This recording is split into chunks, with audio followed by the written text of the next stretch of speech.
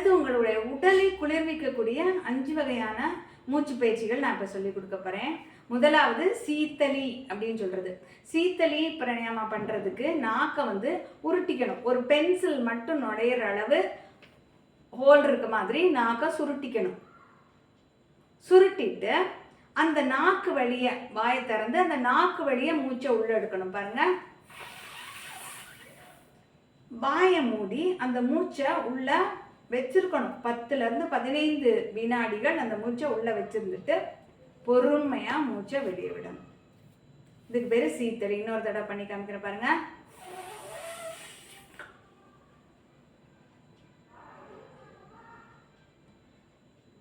அடுத்தது சீத்காரின்னு சொல்றது. இது நம்ம பல்ல கடிச்சிட்டு பல் இடுக்குகள் வழிய மூச்சு காத்த உள்ள எடுக்கிறது.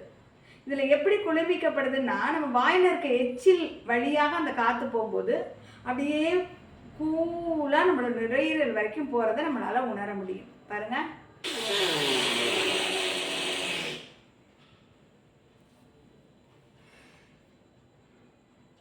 பத்து வினாடிகளுக்கு அப்புறம் பொறுமையா மூச்சை வெளியே விடணும்.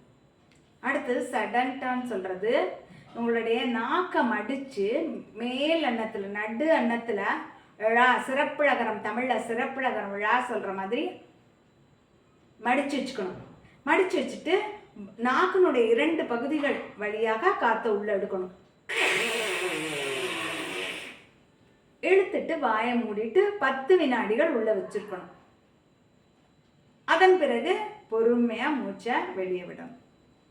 இந்த 3 பயிற்சிகளும் நம்ம நாக்கில் இருக்க எச்சில் வழிய காற்று உள்ளே போய் நுரையீரலுக்கு போகிறதுனால நல்ல குளிர்ச்சியை தரும் நம்மளுக்கு. அது போக இன்னும் 2 பிராணாயாமங்கள் இருக்கு. என்னன்னாக்கா